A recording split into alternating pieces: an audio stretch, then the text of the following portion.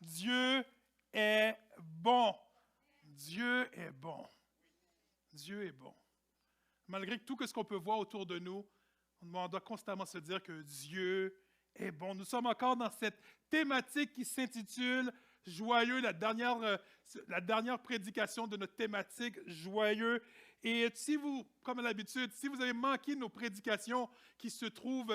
toutes nos prédications se trouvent sur notre chaîne YouTube ou sur notre podcast. Donc, vous allez sur YouTube, vous mettez Église CCH, vous allez avoir toutes nos prédications. Ils sont, si vous avez manqué notre thématique, les premières prédications sur notre thématique joyeux. Ou si vous voulez voir les autres prédications ou sur podcast, ceux qui conduisent et qui aimeraient écouter nos prédications. Donc, vous êtes capable de prendre une des applications podcast, vous cherchez Église CCH et vous allez nous trouver. Ma première question que j'ai pour nous aujourd'hui, sommes-nous des gens généralement joyeux? Une personne au moins. Sommes-nous généralement des personnes joyeuses? Puis peut-être, des fois, il faut qu'on réfléchisse un peu. Peut-être notre dernière semaine a été plus tough. Sommes-nous des gens qui inspirent généralement la joie? Sommes-nous des gens qui inspirent généralement la gaieté autour de nous? Sommes-nous des gens qui inspirent généralement un désir de satisfaction? Sommes-nous des gens qui inspirent généralement le bonheur? Là, vous allez me dire, Kenzie, tu dis beaucoup généralement. Oui, je dis généralement. Pourquoi que je dis généralement? Parce qu'on est des humains. Parce qu'on est des humains. Même des fois en connaissant Jésus, même des fois en sachant que Dieu est là, on peut avoir des moments où on sent que ça ne va pas bien. Des moments où ce n'est pas normal. Des moments où on se sent comme, voyons, qu'est-ce qu'on pourrait faire pour que ça aille mieux? Parfois, ça nous arrive de ne pas inspirer la joie. Ça peut nous arriver d'arriver des fois, peut-être des dimanches matins, même des jours dans la semaine où on travaille, de voir que notre face, notre visage n'inspire pas la gaieté, n'inspire pas la joie. C'est normal de passer par des moments pas évidents, par des moments de turbulence, par des moments de tempête, par des moments où on pourrait se demander, Dieu, qu'est-ce que tu fais? Je ne sais pas si vous êtes déjà arrivé. Dieu, qu'est-ce que tu fais? Dieu, m'as-tu oublié? M'as-tu oublié? Ce sont ces moments-là que je pourrais dire, où nous avons une décision à prendre, où nous avons un choix à faire.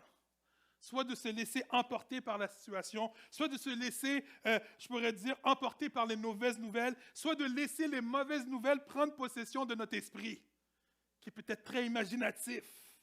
Soit ou de prendre la décision de se laisser guider par nos émotions, ou de prendre la décision, ou de prendre la posture de s'accrocher à Dieu, de prendre la posture de s'accrocher aux promesses de Dieu, de prendre la posture de s'accrocher à la fidélité de Dieu, de prendre cette posture et cette décision de s'accrocher à la bonté de Dieu, à la puissance de Dieu, à la présence de Dieu, à la grâce de Dieu. Malgré que tout ce que nos sens humains pourraient dire, malgré ce que notre nez pourrait sentir, malgré ce que nos oreilles pourraient entendre, malgré ce que notre nez, nos yeux pourraient voir, malgré ce que nos mains pourraient toucher, malgré que notre raison interne nous dit « Regarde, il n'y a plus rien à faire », mais nous avons un choix à prendre. Nous avons une décision à prendre, constamment. Puis ça me fait penser à cette histoire biblique où Jésus était dans une barque, dans un bateau, avec ses disciples. Il voulait juste aller d'un côté à l'autre. Une histoire qu'on trouve dans Matthieu 8, 23 à 34, que je ne veux pas lire, mais si vous voulez, prenez le temps de lire Matthieu 8, de 23 à 34. Et ils étaient dans un bateau, tout allait bien. Et je suis sûr et certain qu'ils étaient tous joyeux, en train de se raconter des histoires. Et tout allait bien. Jusqu'au moment où une tempête s'élève soudainement, subitement, sans avertir. Puis c'est comme les problèmes de nos vies. On aurait aimé que nos problèmes puissent nous appeler juste quelques temps avant. « Allô, j'arrive. OK, pas de problème, je me prépare. » Mais la vie, c'est pas comme ça. On aimerait que nos problèmes puissent nous avertir avant. Et non comme cette tempête qui arrive subitement, sans nous avertir. Mais des moments où nous avons un choix à faire. Dans cette histoire, pour ceux qui ne la connaissent pas, on a deux camps. On a le camp de Jésus. L'histoire nous dit que Jésus est resté calme, que Jésus gardait sa paix. Tellement qu'il était calme, tellement qu'il gardait sa paix, on dit que Jésus dormait durant la tempête. Comme si rien ne se passait. Comme s'il ne se souciait même pas de la situation. Puis on a l'autre camp, où on a les disciples qu'ils ont fait le contraire de ce que Jésus a fait, qui sûrement, je voyais dans ma tête, qui couraient partout, qui criaient partout. Qu'est-ce qui va arriver? Qu'est-ce qu'on va faire? Qu'est-ce qu'on va faire? Est-ce que peut-être ça nous arrive d'être comme les disciples, d'oublier ce qui est en nous, d'oublier ce qui est avec nous, d'oublier ce qui est autour de nous, d'oublier ce qui est par-dessus nous, ce qui est en dessous de nous, d'oublier que ce qui est en nous est plus grand que toute chose, que notre Dieu est plus grand que nos épreuves. Le texte nous dit que les disciples allaient voir Jésus. Ils disaient, Jésus, qu'est-ce que tu fais?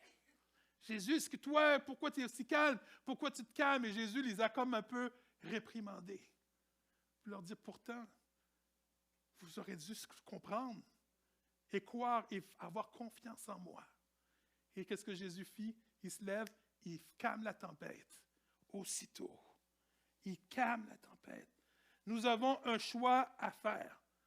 Aujourd'hui, le titre de ma prédication, c'est « Joyeux, c'est mon choix ». Joyeux, c'est mon choix. Être joyeux, c'est mon choix. Être joyeux, c'est ma décision. Une décision que nous avons à prendre à tous les jours de nos vies, des fois à toutes les minutes, des fois à toutes les heures de nos vies. Je veux être joyeux. Est-ce que nous allons laisser nos pensées, notre imagination, notre état d'âme, nos émotions, nos frustrations, nos peurs, nos craintes, nos montagnes, nos problèmes et tout ce qui peut nous déranger, prendre le contrôle de nos vies, de nous voler notre joie, de nous voler notre gaieté, de nous voler notre sourire ou de prendre toute l'énergie que nous avons afin de mettre tout ce que nous avons, afin de laisser Dieu nous influencer, afin de laisser Dieu nous attirer à lui, afin de laisser Dieu nous transformer, afin de laisser Dieu nous apaiser en dedans de nous. Être joyeux, je crois, c'est tout d'abord être en paix. La vraie question que j'aurais dû sûrement peut-être vous poser, là je vous ai posé, est-ce que vous êtes généralement joyeux? Peut-être la vraie question que j'aurais dû vous poser, êtes-vous généralement en paix? Êtes-vous en paix? Sommes-nous généralement en paix? Suis-je généralement en paix? Parce que je crois que si nous sommes en paix, il n'y a aucune autre raison qu'on ne devrait pas être joyeux. Il n'y a aucune autre raison qu'on ne devrait pas être joyeux. J'aurais pu vous poser cette question, est-ce que tout va bien? Est-ce que toute votre vie va selon ce que vous avez imaginé, planifié, projeté, espéré, désiré? Ou la vraie question est, est-ce que je suis en paix? Est-ce que nous sommes en paix, malgré que tout ne va pas comme qu'on l'avait planifié, imaginé, désiré? Malgré tous les imprévus qu'on a devant nous, sommes-nous quand même en paix? Il y a ce personnage qui s'appelle l'apôtre Paul, un personnage biblique qui a fait une bonne partie du Nouveau Testament, un personnage qui a donné sa vie pour la cause de Christ. Dans 1 Corinthiens 11, verset 1, il a écrit « Imitez-moi comme moi j'imite le Christ ». Si j'amènerais l'apôtre Paul à côté de moi, puis j'aurais aimé amener l'apôtre Paul, Paul, on a des questions à te poser. Est-ce que ta vie, durant tout le long de ta vie, a été selon qu'est-ce que tu avais planifié, qu'est-ce que tu avais imaginé, qu'est-ce que tu avais projeté, qu'est-ce que tu avais désiré, ou ce que tu avais souhaité, etc. Je suis sûr que Paul nous répondrait non. Mais j'étais en paix. Mais j'étais en paix. Paul avait une confiance absolue en Dieu. Paul connaissait son Dieu. Paul connaissait son cœur. Le cœur de Paul connaissait le cœur de Dieu. Paul connaissait la puissance de Dieu. Paul avait une relation avec son Dieu. Paul était en paix. Paul savait et avait la conviction que son Dieu n'allait pas l'abandonner, que son Dieu était un Dieu d'amour. Le même Dieu avant qui était un Dieu d'amour, c'est encore ce Dieu aujourd'hui qui est ce Dieu d'amour. Paul savait que tout ce qu'il avait besoin se trouvait en lui, se trouvait en Dieu. Nous devons, comme l'apôtre Paul, oui, nous devons une grande partie je pourrais dire tout à l'heure, comme j'ai dit tantôt, du Nouveau Testament à Paul. Et Paul, une partie du Nouveau Testament qu'il a écrit pendant qu'il était où? En prison. Il était en prison. Puis un des passages que peut-être vous avez déjà entendu ou que vous connaissez se trouve dans Philippiens 4.4 qui dit « Réjouissez-vous toujours dans le Seigneur. » Je le répète, réjouissez-vous. Comment qu'un gars en prison peut écrire « Réjouissez-vous dans le Seigneur, réjouissez-vous » Peut-être la première question, on aurait dit à Paul, « Paul, as-tu pris quelque chose d'illégal? comme substance. Paul, vois-tu pas la réaction? Tu ne vois pas la réaction? Comment qu'il peut dire « Réjouissez-vous » ? Tout simplement à cause que sa joie, sa paix ne dépendait pas des circonstances autour de lui, mais de sa relation, de sa confiance avec Dieu. Malgré les tempêtes qui passaient devant lui, il avait choisi de faire confiance à Dieu. Comme Jésus dans la barque, il a dit, tu sais quoi, je vais imiter mon Dieu. Que mon Dieu était paisible dans la barque. Si mon Dieu est calme, si mon Dieu est rempli d'assurance, pourquoi je ne serais pas calme et rempli d'assurance? Pourquoi? Pourquoi? Un Paul qui dit, je resterai calme, plein de confiance, car je sais que mon Dieu sait qu'est-ce qu'il fait. Mon Dieu sera constamment avec moi et mon Dieu sera toujours prêt à me secourir. Un Paul qui dit, imitez-moi comme moi j'imite le Christ. Un Paul qui dit, réjouissez-vous. Puis dans le temps, être en prison, là, c'était pas comme ici. Tu sais, des fois, quand j'ai appris que les gens faisaient des prisons de fin de semaine, c'est la semaine, ils travaillent, puis la fin de semaine, ils rentrent en prison, puis ils reviennent, ça existe? Ou est-ce que des prisonniers, des fois ici, ils ont des droits? Mais dans le temps, Paul n'avait pas de droits. Il n'y avait aucun droit. Il se faisait tuer, il se faisait martyriser. S'il se faisait martyriser, il n'y avait pas de truc pour dire « Ah oui, nos prisonniers se font martyriser, il faut faire attention. » Non, tu te fais martyriser parce que tu es un prisonnier. Mais Paul, malgré toutes ces situations-là, il dit « Réjouissez-vous dans le Seigneur. Imitez-moi comme moi j'imite le Christ. » Sommes-nous des gens généralement en paix? En paix.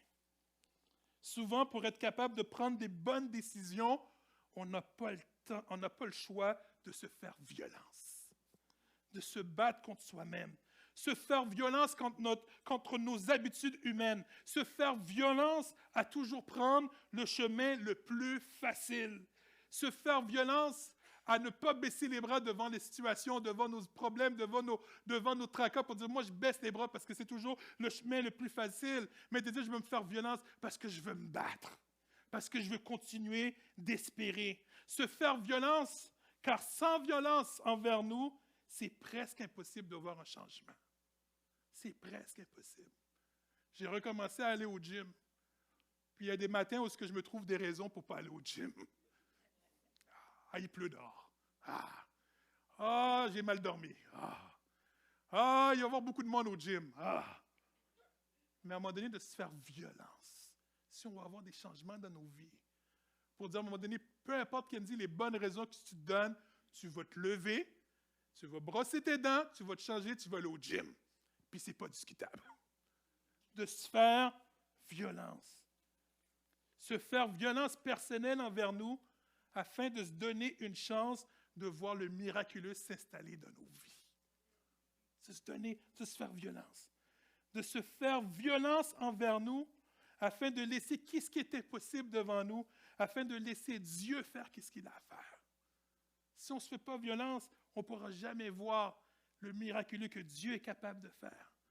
Si on ne se fait pas violence, ça va être impossible de laisser Dieu nous faire voir comment il est plus grand que nos montagnes, plus grand que nos inquiétudes, et qu'il n'y a rien qui est plus fort et plus puissant que notre Dieu, mais on doit se faire violence. Se faire violence afin d'obtenir la paix que Dieu veut nous donner à chacun de nous. Se faire violence. Afin que nous puissions être les femmes et les hommes, des femmes et des hommes joyeux. Tout ça par la grâce de Dieu. Mais nous devons nous faire violence. Violence. Pour ceux qui ne le savent pas, je pense que je l'ai parlé plusieurs fois dans mes dernières prêches, Dieu nous a fait grâce de déménager dans une nouvelle maison à Blainville. Grâce, comme je dis. Mais il y a eu un moment dans ce processus où il fallait vendre la maison, acheter une nouvelle maison. À un moment donné, on était découragés. Où est-ce qu'on essaie de vendre la maison, où est-ce qu'on essaie de trouver une nouvelle maison. Puis là, on tombe dans des surenchères. On dit, on ne va pas y arriver. On perd la surenchère. Et on était à deux doigts de tout laisser tomber. Et de dire, tu sais quoi, Seigneur, on est fatigué. On laisse tomber. Mais dans un temps où je priais Dieu, puis je dis, Seigneur, moi, je suis prêt à laisser tomber, mais d'entendre la voix de Dieu qui dit, ne lâche pas. Fais-toi violence. Fais-toi violence. Laisse-moi une chance. Presque, il me disait, laisse-moi te prouver qui je suis. Là, aujourd'hui, je peux vous dire que Dieu a été miséricordieux. Dieu a été bon pour nous. On a une belle maison. À chaque fois que je marche dans la maison, je dis, « Ah, Seigneur, tu es grand. Ah, Seigneur, tu es merveilleux. » Mais si je ne m'étais pas fait violence, comment j'aurais pu voir que Dieu est un Dieu grand? Si je ne m'aurais pas fait violence, comment j'aurais pu voir que Dieu avait des plans pour ma vie encore plus?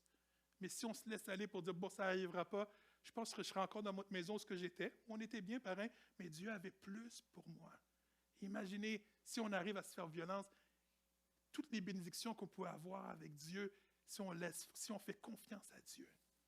Si on fait confiance à Dieu. Se faire violence parce que Dieu n'a pas dit son dernier mot dans certains cas.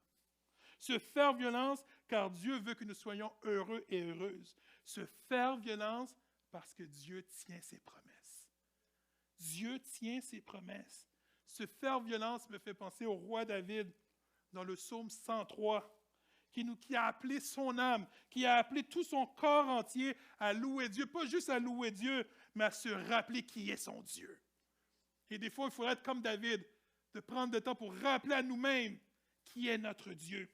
Au psaume 103, versets 1 et 2, il est écrit « Mon âme bénit l'Éternel, que tout ce qui est en moi bénisse son Saint-Nom. » Puis là, David est revenu encore. « Mon âme bénit l'Éternel et n'oublie aucun de ses bienfaits. » Comme David disait à son âme, « Hey, tu n'as pas le choix. Je te laisse pas le choix. » De la même manière que je disais des fois le matin, « Hey, Kenzie, je vais rester au lit. » Puis je me dis, « Kenzie, tu n'as pas le choix de te lever. » Si tu veux des résultats, il faut que tu te fasses violence. Et je crois que personnellement, que lorsque David a écrit ce passage, ou lorsque David a dit ce passage, David voulait faire un statement. Un statement, il voulait déclarer à son corps, à son âme, j'ai pris une décision, puis je vais vous le dire. J'ai pris une décision. Non, je ne vais pas me laisser engloutir par mes problèmes. Je ne vais pas me laisser engloutir ou diriger par tout ce qui se passe autour de moi ou des événements de ma vie actuelle, mais je continuerai à espérer en Dieu. Mon âme, tu n'as pas le choix d'espérer en Dieu. Tout mon corps, peu importe, même mon cerveau, tu n'as pas le choix d'espérer en Dieu. Il venait de prendre une décision, il venait de prendre la décision et le dire à tout son corps, « Hey guys, voici la direction de ce qu'on veut aller. » De ne pas laisser aux mensonges de ce monde, de ne pas laisser les mensonges que notre esprit peut nous raconter, de ne pas laisser ces mensonges nous ralentir, mais de laisser plus de place à écouter et à s'approprier des vérités que Dieu a pour nous. À s'approprier des promesses que Dieu a pour nos vies, de se faire violence. Le roi David fut l'un des meilleurs rois qui a pu régner sur le peuple d'Israël. Mais le roi David était comme vous et moi, un simple humain. Un simple humain. Un humain qui a fait des bons coups, puis un humain aussi qui a fait des mauvais coups, qui n'était pas mieux que nous. Ce n'est pas tout le temps qu'il a pris des bonnes décisions. Sûrement comme quelques-uns d'entre nous, il aurait aimé être capable de revenir en arrière. Puis de dire, tu sais quoi, je vais corriger quelques erreurs. Je ne sais pas s'il y a des gens qui sont comme moi. Si c'était possible, j'aurais aimé revenir en arrière et corriger des erreurs. Et dire, ah zut, j'ai mal fait. J'ai mal fait. Mais malheureusement, qu'est-ce qui est fait? Est fait. Est fait. Le psaume 103, le verset 3 et 4 continue en disant, « C'est lui qui pardonne toutes tes iniquités, qui guérit toutes tes maladies. C'est lui qui délivre ta vie de la fosse, qui te couronne de bonté et de miséricorde. » Certaines personnes qui étudient la Bible, ce qu'on appelle des commentateurs de la Bible, pensent que le psaume 103 qui a été écrit, pendant que David était un petit peu plus vieux, dans son autre partie de sa vie, là, vers la fin de sa vie. Et je me suis dit, c'est intéressant. Peut-être que David, à un moment donné, ces paroles qu'il a dû dire, c'est peut-être que certaines erreurs du passé sont venues le culpabiliser, sont venues le hanter dans sa vie, où il dit, tu sais quoi, t'as vu qu'est-ce que t'as fait, t'as vu qu'est-ce que t'as fait, t'as vu qu'est-ce que t'as fait. Mais se faire violence pour rappeler à notre âme, pour rappeler à notre corps que lorsque Dieu pardonne, il pardonne. Lorsque Dieu pardonne, il pardonne. Il ne fait pas seulement nous pardonner, mais il nous nettoie de nos péchés. Il nous guérit de ce qui doit être guéri en dedans de nous. Des fois, on est là pour se culpabiliser, mais il y a un Dieu d'amour qui dit, arrête de te culpabiliser parce que moi, je te pardonne. Moi, je te pardonne. Un Dieu qui veut nous pardonner, un Dieu qui veut nous donner guérison de notre cœur pour qu'on puisse aller de l'avant.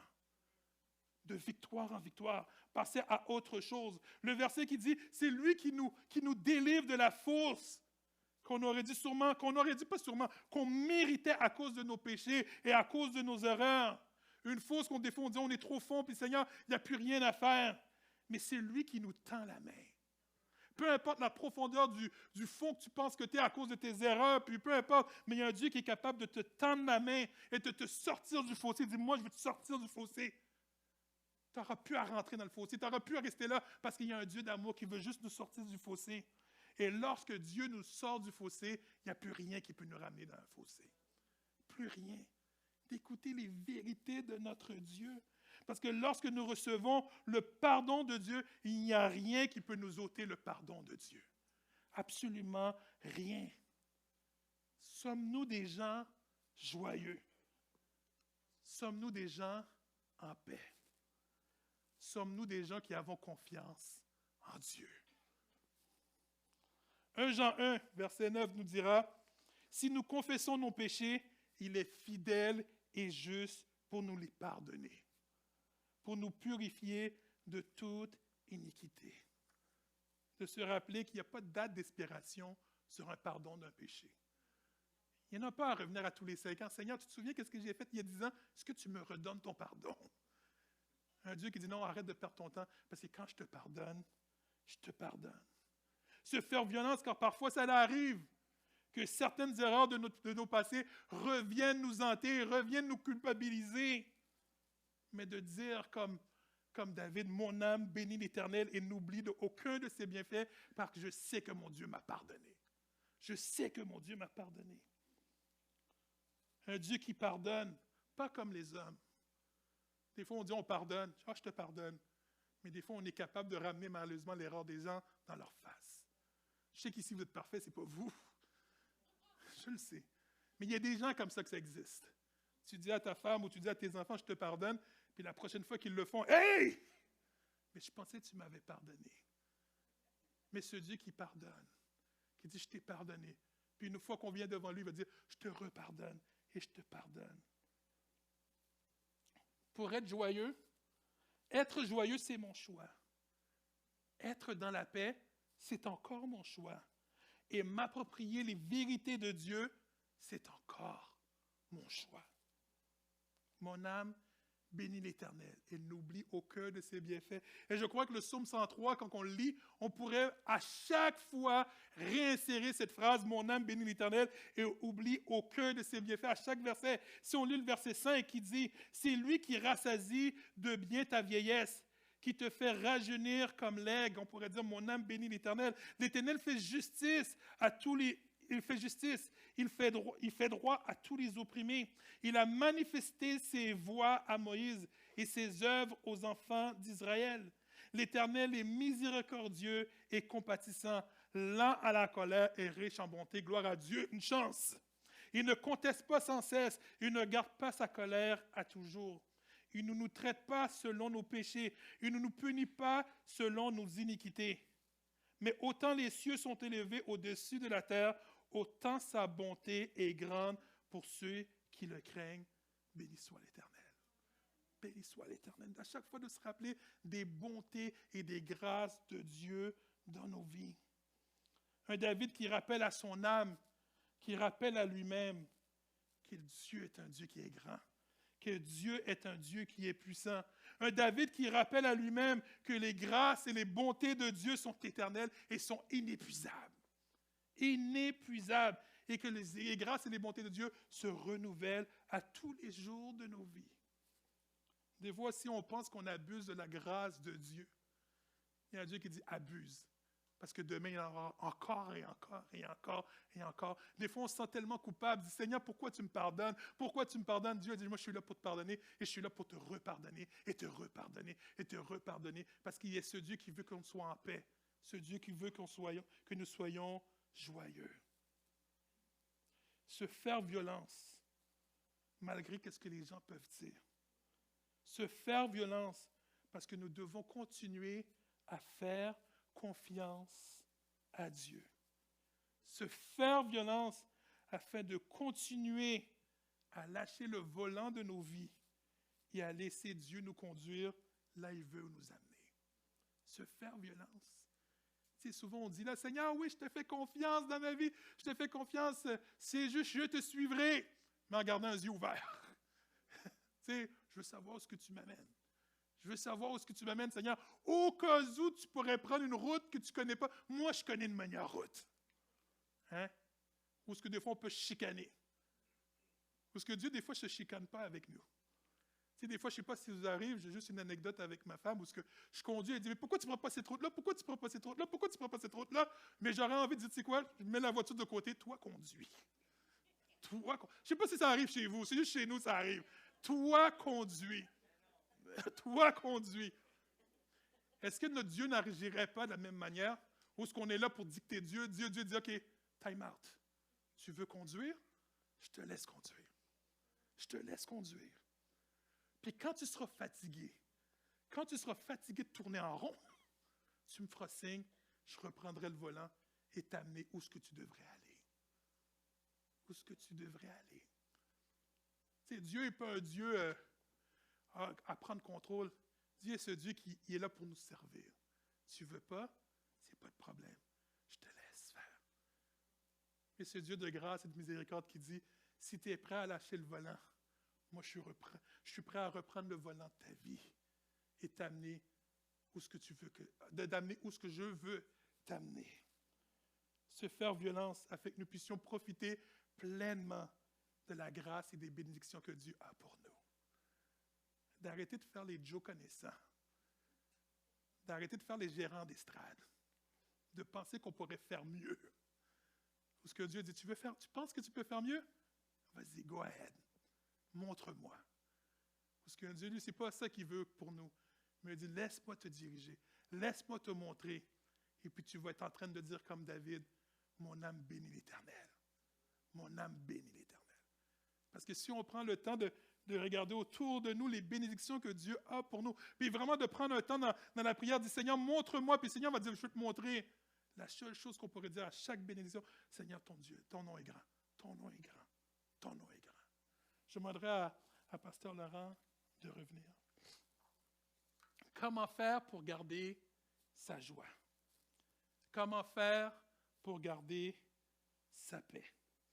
1 Thessaloniciens 5, versets 16 à 18 dira, « Soyez toujours joyeux. Priez sans cesse. Remerciez Dieu en toute occasion. C'est ce qu'il attend de vous, qui êtes unis au Christ. » Je crois pour être joyeux, il faut être capable de prier sans cesse. Être capable de remercier Dieu en toute occasion. Je sais qu'il y a des gens qui disent, Candy, moi je travaille, je ne peux pas prier sans cesse tout le temps. Puis c'est vrai. Mais dans le contexte où c'est marqué prier sans cesse, c'est toujours de garder une communication avec Dieu. Oui, la prière, c'est une manière de communiquer avec notre Dieu, mais Dieu aussi utilise nos temps de prière pour nous parler aussi. Mais à condition que la ligne téléphonique, si je peux dire, soit encore disponible. Qu'on n'est pas raccroché. À condition que nous n'utilisons pas nos temps de prière comme un monologue. Seigneur, bénis-moi, Seigneur, Seigneur. Amen! Seigneur dit, mais moi, je voulais te dire quelque chose. Je voulais te dire quelque chose. Prier sans cesse, c'est d'avoir des temps pour parler avec Dieu, mais aussi d'être à son écoute, de garder une ligne ouverte, d'être sensible à ce que Dieu a à nous dire. Souvent, je sais qu'on est pressé ou qu'on court après toute chose, puis on prend le temps de prier, mais il faudrait prendre le temps de prier, mais prendre quelques minutes à la fin de nos prières, juste pour dire, Seigneur, si tu as quelque chose à dire, je suis disposé à entendre. Parce que souvent, il y a des prières où ce que Dieu nous répond tout de suite. Si on est vraiment sensible à ce que Dieu dit, qu'est-ce que tu me demandes, c'est Mais on continue à demander. Dieu dit, qu'est-ce que je te demande, c'est Mais on ne prend pas le temps d'écouter qu'est-ce que Dieu a à nous dire. Prier sans cesse, c'est de garder cette communication que oui, tu as fini de prier, oui, tu es sur la route, mais tu gardes la sensibilité de Dieu, tu as sûrement quelque chose à me dire. Pas dire, pour qui se prend, lui, peut-être Dieu est en train de parler à travers de quelqu'un pour te dire quelque chose. D'être ouvert à communiquer et à recevoir qu'est-ce que Dieu a pour nous. Et remercier Dieu en toute occasion. C'est d'apprendre à remercier Dieu quand cela fait notre affaire. mais aussi apprendre à remercier Dieu quand ça ne fait pas notre affaire. Pourquoi apprendre à remercier Dieu quand ça ne fait pas notre affaire ou déçu? Ça va nous forcer à nous dire, Dieu doit savoir qu'est-ce qu'il fait. Dieu doit savoir qu'est-ce qu'il fait. À nous avoir, comme je dis, de se rebeller contre notre nature humaine, de juste remercier quand ça fait notre affaire. Mais avec Dieu, il faut le remercier quand ça ne fait pas notre affaire, parce qu'il sait qu'est-ce qu'il fait. Peut-être que maintenant, on ne comprend pas qu'est-ce qu'il fait. Dieu, tu me mets dans... Pip! Seigneur, c'est quoi tu fais? Je m'attendais que tu fasses quelque chose. Je m'attendais. Puis Dieu dit, non, j'ai quelque chose à t'apprendre. Fais-moi confiance. Nous devons le faire confiance. Notre joie dépend de notre paix. Notre paix dépend de notre foi en Dieu. Et notre foi en Dieu dépend de notre relation avec Dieu. Est-ce que peut-être on n'est pas joyeux? Peut-être que notre relation avec Dieu ne va pas comme on le voudrait. Peut-être la vraie question que nous devons nous poser sous la question « Êtes-vous généralement joyeux? » C'est peut-être la vraie question « Avons-nous généralement confiance en Dieu? » Avons-nous une bonne relation avec notre Dieu? Peut-être la première décision que nous devons prendre ou reprendre, parce que je disais, c'est mon choix d'être joyeux. Peut-être la première décision que nous devons prendre, c'est de redonner ou de donner toute notre confiance à Dieu quand nous avons besoin. Je voudrais juste finir avec ce passage dans Lamentation 3, versets 21 à 26, qui dit « Mais voici la pensée que je rappelle à moi-même, la raison pour laquelle j'aurai de l'espérance. Non, les bontés de l'Éternel ne sont pas à leur terme. Ses tendresses ne sont pas épuisées. Chaque matin, elles se renouvellent. Oui, ta fidélité est grande. J'ai dit, l'Éternel est mon bien. C'est pourquoi je compte sur lui. L'Éternel est plein de bonté pour ceux qui ont confiance en lui, pour ceux qui se tournent vers lui. Il est bon d'attendre en silence la délivrance que l'Éternel opérera. J'aime cette phrase à la fin. Il est bon d'attendre en silence la délivrance que l'Éternel opérera. D'attendre en silence. Notre Dieu est capable de faire des grandes choses. Qu'est-ce qu'il a pu faire dans le passé? Il va continuer de le faire. Donc c'est bon d'attendre en silence et de voir qu'est-ce que Dieu a à faire. Il y a l'expression qui dit, c'est en forgeant qu'on devient forgeron. Et je crois que c'est en passant plus de temps avec Dieu que notre foi grandira, que notre joie grandira, que notre paix grandira. Se rappeler que notre Dieu n'est jamais en retard, mais c'est un Dieu au bon timing, en son temps. Dans quelques minutes, on va prendre quelques chants de louange. Des chants, oui, on peut connecter avec Dieu en prière, mais on peut connecter avec Dieu en chantant des chants. Puis peut-être dans ce temps de louange, dans ce temps de chant, de peut-être prendre le temps de prendre une décision aujourd'hui avec Dieu. Juste one step, juste un pas en avant. De dire, Seigneur, peut-être ma décision, c'est, je veux juste te connaître encore plus. Peut-être de dire, Seigneur, je veux juste que tu puisses prendre plus de place dans ma vie. Ou Seigneur, apprends-moi à te faire confiance, à lâcher le volant de ma vie. Peut-être juste, Seigneur, donne-moi la joie que j'ai besoin, puis Dieu va dire, tu sais quoi, mais pas plus de temps avec moi, mais de prendre le temps de connecter avec Dieu, prendre le temps de garder une communication, de dire, oui, Seigneur, je veux, mais de prendre le temps durant la louange, d'entendre la voix de Dieu, nous demander de prendre des décisions. Peut-être Dieu te dit, tu veux passer plus de temps avec moi, mais ton téléphone, il faudrait que tu y regardes moins. Tu sais, j'ai une mauvaise habitude, puis je ne sais pas comment je vais faire, puis je dis, il faut que je prie là-dessus.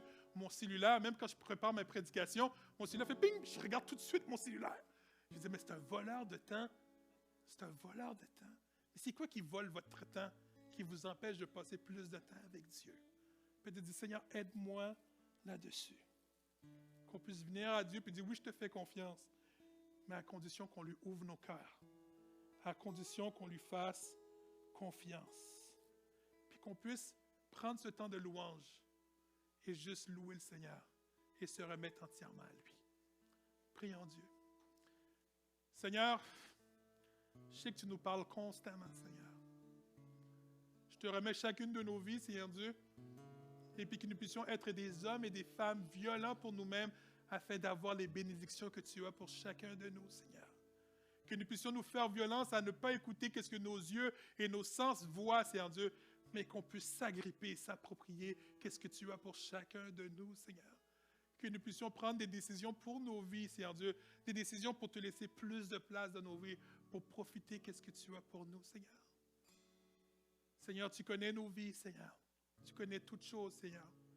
Et que nous puissions faire des petits pas, tout ça vers toi, Seigneur Dieu, afin de s'approcher de ton cœur, afin de te connaître plus, afin de voir qui tu es, afin de te faire plus confiance, afin d'acquérir tout ce que tu as pour nous, Seigneur Dieu, et d'être des femmes et des hommes joyeux. Tout ça par ta grâce, Seigneur. Tout ça par ta grâce, Seigneur. Merci pour ce que tu as fait. Merci pour ce que tu vas faire, Seigneur Dieu. Et que ton nom puisse être béni. C'est ainsi que je te prie, dans le nom de ton Fils Jésus qui vit au siècle et que tout le monde puisse dire